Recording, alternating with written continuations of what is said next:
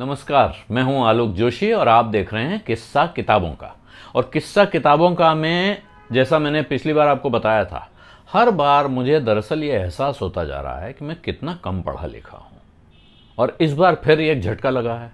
अब देखिए, किताबें मैंने इनमें से कुछ का आपसे जिक्र किया है, कुछ सामने रखी हैं, कुछ मैंने पढ़ ली हैं ये, लेकिन इनके सामने अभी एक मेरे सामने 3 दिन पहले ही ये एक सेट आ गया। ये 8 किताबें हैं। इन 8 में से एक तो पत्रिका है, चलिए इसको किनारे कर दें।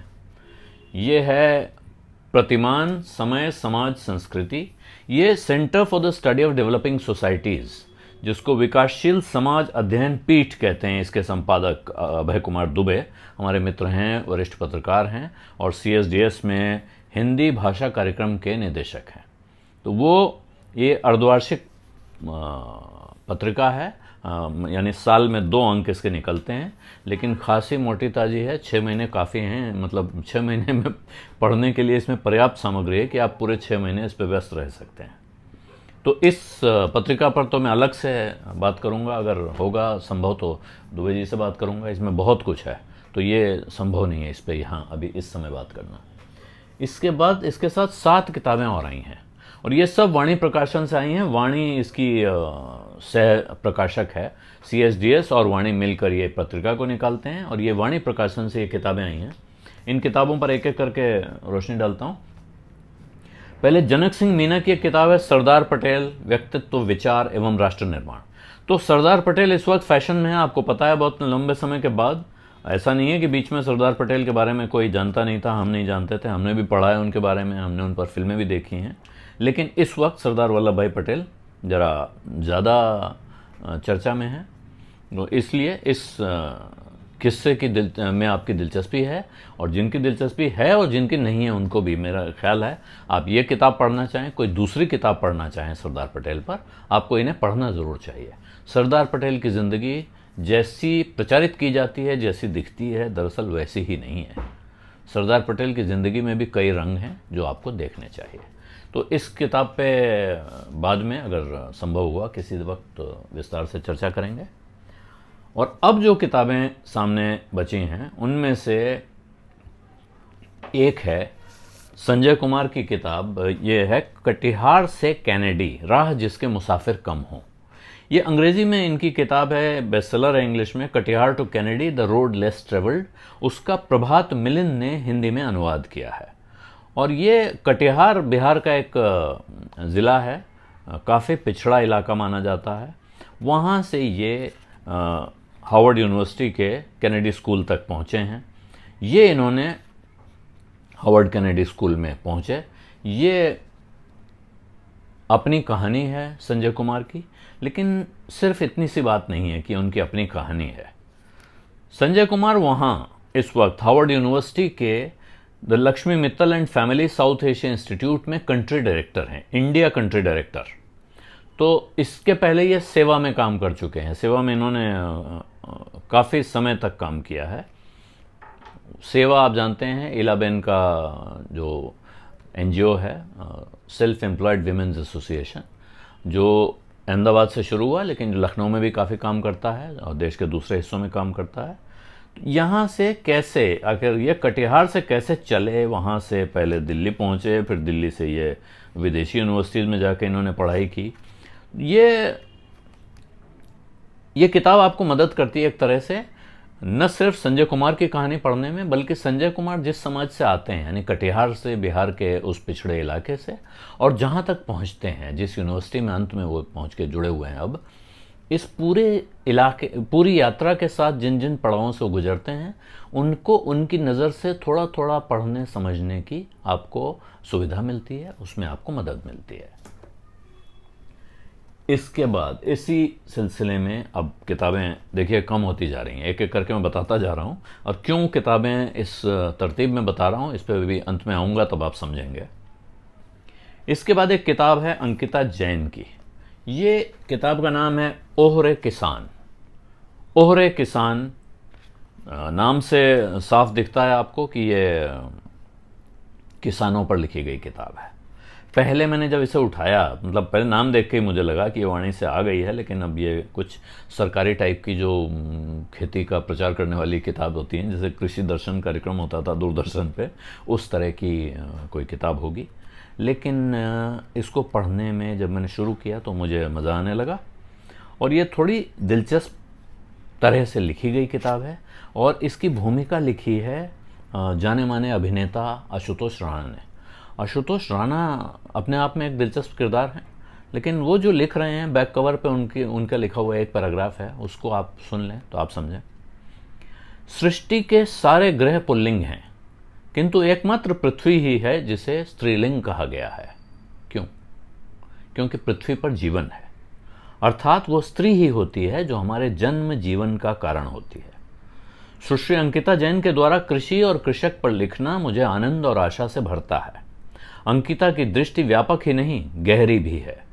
उन्होंने ओहरे किसान में बहुत गहरे उतरकर भूमिपुत्रों की परिस्थिति और मनस्थिति का बेहद प्रभावशाली दृश्य प्रस्तुत किया है। नौकरी हो या व्यापार, संसार के सभी कर्म हम अपनी सुविधा से अपने मन के मुताबिक कर सकते हैं, किंतु कृषि एकमात्र कर्म है जिसे हमें मन के नहीं, मौसम के अनुसार करना होता है, वो भी बिना रुके और बिना थके। भारत के बहुत बड़े हिस्से में अब ये बात इस हद तक सच नहीं रह गई है, लेकिन अब भी भारत के बहुत बड़े हिस्से में ये बात बिल्कुल ऐसे ही सच है, जहाँ खेती पूरी तरह किसानों पर, मौसम पर निर्भर है। प्रकृति की कृपा पर या प्रकृति के रोष पर यह तय होता है कि उनकी फसल अच्छी होगी या खराब होगी। तो वैदिक वाटिका नाम का एक एनजीओ है जिसके साथ अंकिता जैन काम करती हैं। वनस्थली यूनिवर्सिटी से इन्होंने एमटेक किया कंप्यूटर साइंस में, उसके बाद इन्होंने आर्टिफिशियल इंटेलिजेंस में काम किया और फिर इंजीनियरिंग की पढ़ाई भी कुछ वक्त तक। लेकिन उसके बाद ये जैविक खेती से जुड़ी हुई संस्था में आ गई हैं, जो वैदिक वाटिका जिसका नाम है। और ये आपको गांव जाना, गांव के पारंपरिक जो खेती के तौर तरीके हैं, खेती की समस्याएं, किसानों की समस्याएं, उनसे रूबरू कराती हैं। और रूबरू कोई निबंध की प्रक्रिया की तरह नहीं करती हैं। जब ये अपने किस्से सुना रही हैं तो यहाँ तक ले आती हैं कि इसमें बिल्कुल हाल में जो लॉकडाउन हुआ, लॉकडाउन के दौरान किसानों का क्या हुआ, लॉकडाउन से खेती का संबंध, यानी कि बिल्कुल ताज़ा। आप इसको कंटेम्प्रेरी नैरेटिव भी कह सकते हैं, कंटेम्प्रेरी राइटिंग है, एक तरह का समाचार लेखन भी माना जा सकता है, एक रिपोर्टाज है। लेकिन साथ में इसमें बहुत स्थायी भाव वाली सामग्री है कि ये किताब आप आज पढ़ के पा सकते हैं कि आज की लिखी गई किताब है, आज के लिए लिखी गई है, लेकिन मुझे लगता है कई साल बाद भी लोग इसे पढ़ेंगे और ये स्थायी लेखन के तौर पे आप इसको आराम से देख सकते हैं। अब इसके बाद जो 4 किताबें बचती हैं, उनमें से एक है अंदाज़े बयां उर्फ रवि कथा। अब रवि कथा, इस पर अभी कुछ देर पहले तक इस पे वो जो सेलोफिन चढ़ी हुई आती है, पॉलीथीन की जिल्द में बंद थी, ये उसको खोला नहीं था मैंने। मुझे लगा कि कुछ ये ममता कालिया जी की किताब है और इसमें कुछ किस्से कहानी उपन्यास टाइप होगा, इसको बाद में आराम से पढ़ता हूँ। लेकिन पता नहीं क्यों मुझे लगा कि ये बात आप लोगों से करूँ इससे पहले कम से कम वो जिल्द तो उतार देनी चाहिए। और उसी में देखा मैंने फिर रवि कथा, अंदाज़े बयां उर्फ रवि कथा, तो पन्ने पलटे। और जब पन्ने पलटे तो देखा कि साहब ये तो बहुत दिलचस्प चीज़ है। अब इसकी जो भूमिका है, आमुख है, उसके कुछ लाइनें उसकी सुनाता हूं आपको, उसके बाद आगे बढ़ूंगा। एक जीवन काल का प्रेम होता है, हंसता खेलता खिलखिलाता, कभी उद्दंड कभी उद्दाम। उसमें मान मनोबल, मनोहार और मुखर उलाहने होते हैं। उसमें संवाद होता है और विवाद भी। वहाँ रूठना, मनाना और फिर रूठना चलता है। दूसरा जीवनोपरांत प्रेम होता है। 2 में से एक सुग्गा उड़ गया, दोनों ने मिलकर नीड़ का निर्माण किया, एक अकेला रह गया सूने निविड़ नीड़ में। उड़ने वाले पंछी ने उससे कहा, बस इतना था मेरे पास तुम्हें देने के लिए। यही प्रेम स्मृति का वितान तान मेरे आकाश को भर देता है। मैं रवि को अपने आसपास बोलते उठते बैठते और चलते फिरते देख लेती हूँ। यादों में बसे इस रवि से मेरा प्रेम उस जीते जागते रवि की तुलना में कहीं ज्यादा है। ये रवि पूरी तरह मेरा है। ये रवि कभी मुझे अकेला नहीं छोड़ता। इसे नौकरी पर 9 से 5 बाहर नहीं जाना होता। इसको शाम को दारू नहीं पीनी होती। ये मेरे किसी काम में मिनमेख नहीं निकालता। हम एक दूसरे की आंखों में आंखें डाल घंटों बैठे रह सकते हैं। ऐसे खुशकिस्मत जोड़े बहुत थोड़े होते हैं जिनका दम साथ साथ निकले। फंसाने की बात और है, हकीकत कुछ और। रवि की छवि आंखों में लिए मैंने न जाने कितनी किताबें पढ़ डाली, कितने कागज़ काले कर डाले। हर रात की सुबह बड़ी मुश्किल से उगी। हर वक्त हर घड़ी यही लगा रहता है। मेरे ख्यालों की रह गुजर से वो देखिए वो गुजर रहे हैं। तो ये अंदाज़े बयां और रवि कथा दरअसल रविंद्र कालिया की कथा है। रविंद्र कालिया ममता कालिया की नज़र से। और जैसा मैंने आपसे कहा, इसको मैंने पढ़ा नहीं है, लेकिन इसने मेरी बहुत दिलचस्पी जगाई है। और मेरा ख्याल है जो लोग ममता कालिया और रविंद्र कालिया को जानते हैं और उनके लेखन में दिलचस्पी रखते रहे हैं, उनके लिए बहुत दिल से लगी हुई किताब होगी। कुछ लोग इसको एक बार पढ़ेंगे, 2 बार पढ़ेंगे, दिल से लगा के रखेंगे। और आप रविंद्र कालिया के बारे में जान रहे हैं, रविंद्र कालिया की यादों के सफ़र में जा रहे हैं। और किसके साथ जा रहे हैं? उसके साथ जा रहे हैं जिसने उनके साथ ज़िंदगी बिताई, जो उनकी जीवन संगिनी थी और जो अब उनके न रहने पर एक अवसाद से भर सकती थी, एक खालीपन महसूस कर सकती थी। लेकिन जो पंक्तियां मैंने आपको सुनाई, उनसे आपको पता चलता है कि वो अब किस तरह के प्रेम में डूबी हुई हैं। वो अपनी मोहब्बत को अब भी सेलिब्रेट कर रही हैं। तो ये किताब रवि कथा मेरा ख्याल है कि एक बहुत दिलचस्प किताब है।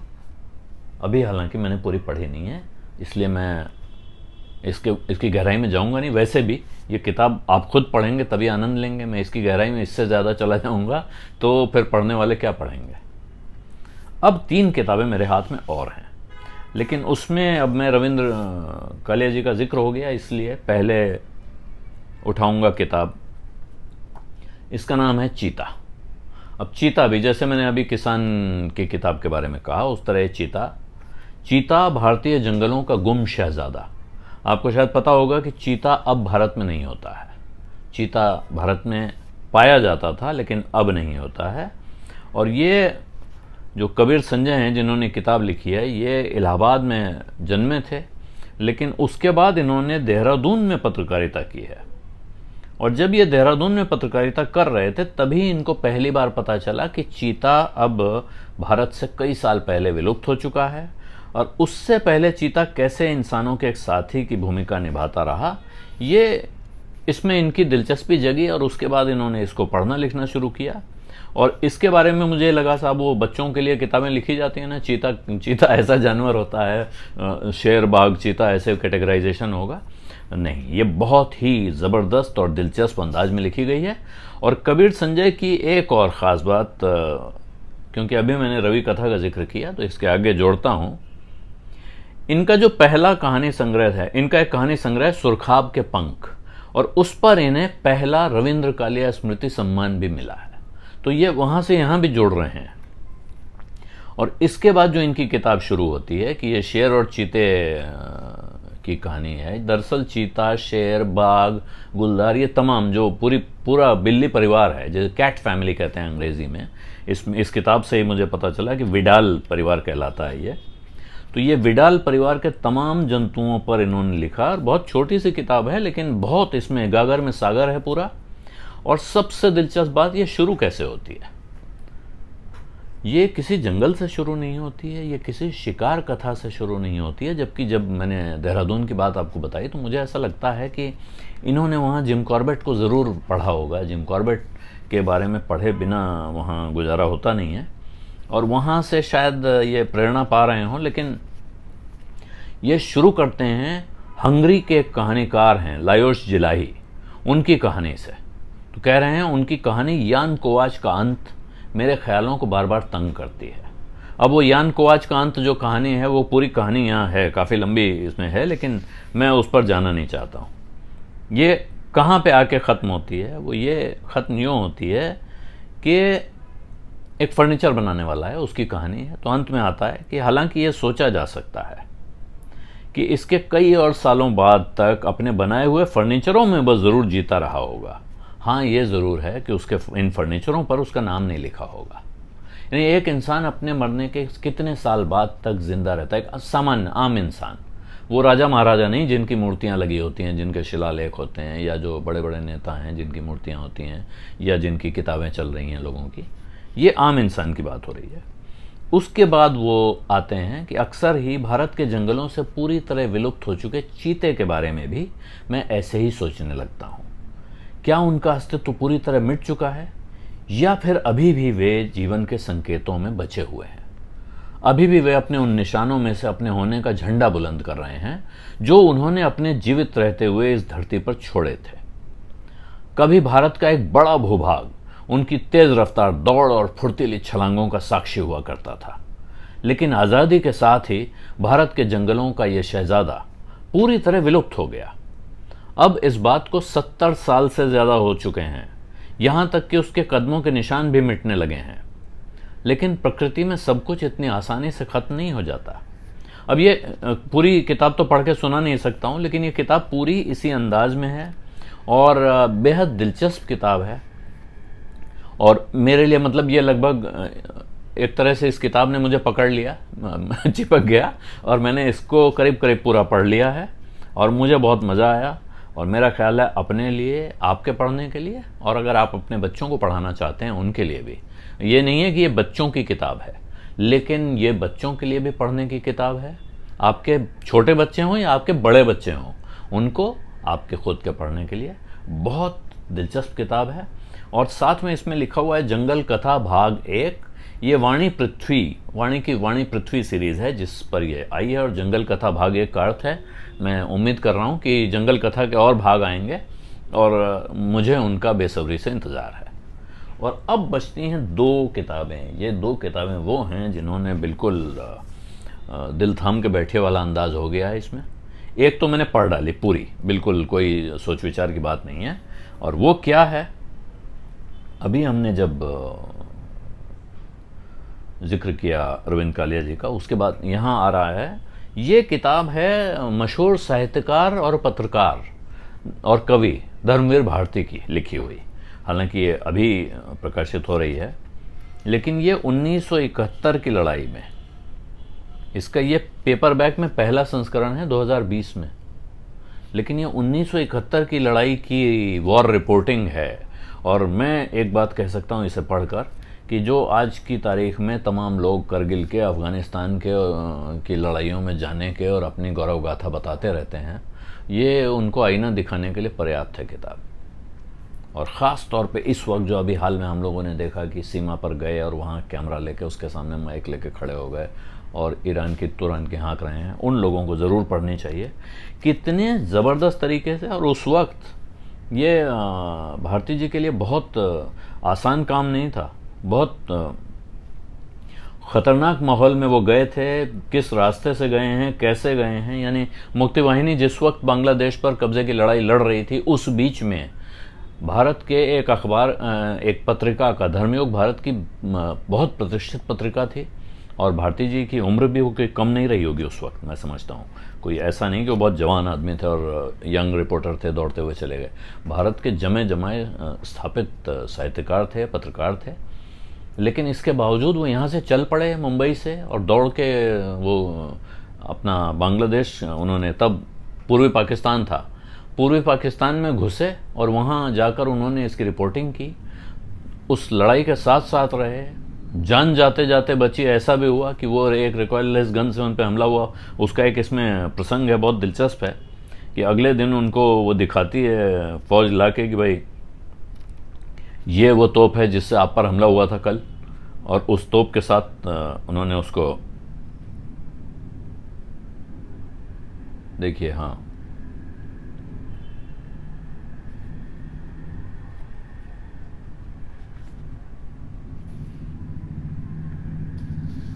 ये और लिखी जिस अंदाज में गई, एक से एक ज़बरदस्त बात है। अब देखिए उसमें क्या है कि अब ये किसी फौजी की ज़ुबान से लिख रहे हैं। आप लोगों ने देखा डॉक्टर भारती तो एमएमजी फायरिंग में जनवासे की चाल चल रहे थे। उनकी मार्क्समैनशिप के बारे में बड़ी ऊंची राय है हुजूर की। निशा खातिर थे कि लगेगा तो है नहीं, यानी पाकिस्तानी जो निशाना कर चला रहे थे उधर से एमएमजी यानी मीडियम मशीन गन की फायरिंग हो रही है, इसके बीच में भी डॉक्टर भारती बारातियों के अंदाज में जनवासे की चाल चल रहे थे। और उसके साथ उन्होंने चाय पिलाई और साथ में बिस्किट, बोल कह रहे हैं पाकिस्तानी बिस्कुट हैं, ये भी आपको बहुत अच्छे लग रहे होंगे, और ये पैकेट भी बंकर में मिला था। इस अंदाज में ये युद्ध की कवरेज, जहां लड़ाई चल रही है, और ये आज के अंदाज में लड़ाई नहीं है, उस वक्त के अंदाज में, उस वक्त जो है बहुत कम्युनिकेशन के साधन भी सीमित हुआ करते थे, तो ऐसा भी नहीं है कि आपको बहुत कुछ ट्रेस हो रहा है, पता चल रहा है तो जान का जोखिम है। और इसमें उस लड़ाई की शुरुआत होने से लेकर बांग्लादेश के बन जाने तक, बांग्लादेश की आज़ादी का जश्न तक की कथाएं हैं, कहानियां हैं, और एक से एक दिलचस्प किस्से हैं। बहुत सारे नहीं हैं क्योंकि ये भी किताब 119 पन्नों की किताब है टोटल। 119 पन्ने पढ़ने में बहुत वक्त लगता नहीं है, और मुझे इसलिए भी ज़्यादा वक्त नहीं लगा क्योंकि मैंने बचपन में ये सब पढ़ा था। मैं बहुत छोटा था उस वक्त, लेकिन धर्मियों हमारे घर आता था और हम उस वक्त इसको पढ़ा करते थे, तो ये सारी एक तरह से सारी याद ताज़ा हो गई।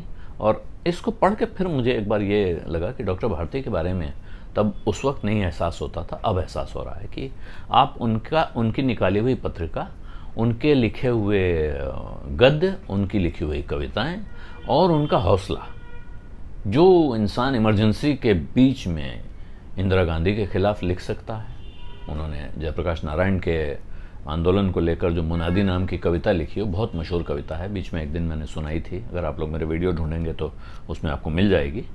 और उसके बाद ये कि युद्ध के बीच में कूद गए और जाके वहाँ से कवरेज कर रहे हैं, तो ये एक ज़बरदस्त किताब है जिसने मुझे तुरंत, मतलब जिसको कहते हैं ना किताब अपने पाठक को पकड़ लेती है, तो इसने मुझे पकड़ लिया और मैंने इसको पढ़ डाला तेज़ी से।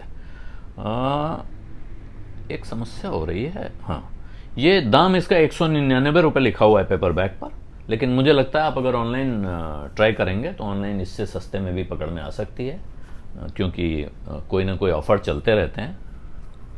वाणी का अपना भी ऑनलाइन व्यवस्था है किताबें बेचने का, उनकी वेबसाइट से भी आप ले सकते हैं, वरना अमेज़ॉन, फ्लिपकार्ट, इन पे जाएंगे तो वहाँ देखेंगे। और इसके बाद ये किताब है जिसने फिर पकड़ लेने वाली किताब, इस किताब का नाम है कुलभूषण का नाम दर्ज कीजिए। और कुलभूषण का नाम दर्ज कीजिए लिखी है अलका सरावगी ने। अलका सरावगी का नाम अगर आपको नहीं पता है तो फिर मुझे लगता है कि आप साहित्य पढ़ते नहीं हैं, लेकिन फिर भी बता दूं, अलका सरावगी कलकत्ता में जन्मी हैं और उन्होंने वहाँ से रघुवीर साहब पर पीएचडी की, और उनका पहला उपन्यास था कलिकथा वाया बाईपास। इस पर उन्हें साहित्य अकादमी का पुरस्कार मिला था 2001 में, और ये भारत की नहीं दुनिया की अनेक भाषाओं में इसका ट्रांसलेशन हुआ है, और भारत में कुछ विश्वविद्यालयों और कैम्ब्रिज, ट्यूरिन, नेपल्स के यूनिवर्सिटीज़ में ये पढ़ाया जाता है, मतलब टेक्स्ट बुक है। और इसके अलावा उन्होंने अनेक किताबें लिखी हैं, लेकिन ये किताब क्यों पकड़ रही है मुझे, ये बहुत दिलचस्प कारण है इसका। मैंने इस किताब को पलटना शुरू किया, मुझे लग रहा था कि ये साहित्य है, थोड़ा देर आराम से पढ़ूंगा, लेकिन इसमें एक चैप्टर है अंत में, लगभग अंत में है, इसको आप देखें तो ये बाकी किताब नॉर्मल फॉन्ट में है, ये चैप्टर डार्क बोल्ड फॉन्ट में है। और मुझे पता नहीं क्यों मैं इसको पन्ने पलटता हूँ किसी भी किताब के, आमतौर पे ये एक तरह का उपन्यास है तो इसको शुरू से पढ़ना था मुझे, तो लेकिन आदत पड़ी हुई है, बचपन में धर्मयुग पढ़ते थे तो उसमें आखिरी से शुरू करते थे, वहाँ डब्बू जी की कार्टून स्ट्रिप आती थी, वहाँ से हम शुरू करते थे पढ़ना। ये पता नहीं क्यों मैंने पन्ना पलटा और यहाँ पहुँच गया और इस चैप्टर को मैंने पढ़ डाला, ये जितना बोल्ड में लिखा हुआ है। पसीना और पसीने की गंध, कुलभूषण ने रिफ्यूजियों पर किताब लिखने वाले पत्रकार को कहा। कलकत्ता में बस कंडक्टरी करने वाले दिनों को याद करता हूं तो बस यही याद आता है। पत्रकार चुपचाप उसका मुंह देखता रहा। उसने सवाल किया था, बस कंडक्टरी के दिनों के अनुभव बताइए। कुलभूषण से पूछने का मकसद ये था कि 1968 का साल कलकत्ता में नक्सल आंदोलन के चरम का साल था। ऐसा हो ही नहीं सकता कि कलकत्ता के उत्तर में दक्षिणेश्वर काली मंदिर से शहर के बीचों बीच चौरंगी के बस रूट पर उसने कोई कांड न देखा हो। अरे हाँ, चरमराती हुई बजती हुई पुरानी जर्जर बस का काला काला धुआं। कुलभूषण फिर कहने लगा, रात में घर आकर जब बलगम खांस कर बलगम निकालता तो वो पूरा काला होता था, कपड़े काले, बाल चिटचिटाते हुए। कुलभूषण हंसते हुए कह रहा था, लेकिन काम बुरा नहीं था, परिवारों का पेट पाल लेता था। आप तो जानते हैं उन दिनों बेकारी और हड़तालों का जमाना था। रोज ही बस किसी न किसी नारे लगाते जुलूस में फंस जाती।